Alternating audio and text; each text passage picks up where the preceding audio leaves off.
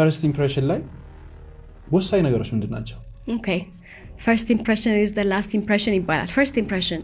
first impression ማለት ሰዎች እንዳገኙ ስላንተ ልክ ባገኙ በተወሰኑ ሰከንዶች ውስጥ ባዩህ ወይም ባገኙ በተወሰኑ ሰከንዶች ውስጥ ስላንተ የሆነ አይነት እሳቤ ይመሰርታሉ ጭንቅላታቸው ውስጥ ባዩት ነገር ማለት ነው። አያውቁህም፣ ከዚህ በፊት አግኝተው አያውቁም ምናምን። ለመጀመሪያ ጊዜ ሰዎች ሲያገኙ ስላንተ የሚስሉት ስዕል ወይም ስላንተ የሚኖራቸው እሳቤና መረዳት first impression ይባላል።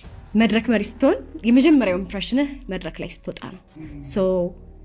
እንዲሁም ከሰዎች ጋርም ከኖርማል ሰዎች ጋርም ማረጋው ነገር ነው። በተቻለኝ መጠን I try to smile, I give a strong handshake. የኔ handshake በጣም strong ነው ይባላል።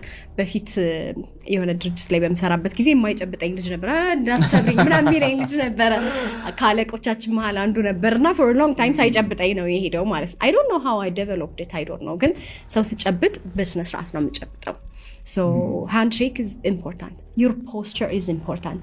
Like ሰላም ናምን አይደለም, you know, ቀና ብለህ እንዴት ናችሁ ሰላም ነው ምናምን greeting መስጠት ለሰዎችን ሰላም ማለት ሰዎች ምንድነው ሰው የሚወደው ዋን ነው ብትለኝ comfortable የሚያደርገውን ሰው ይወዳል።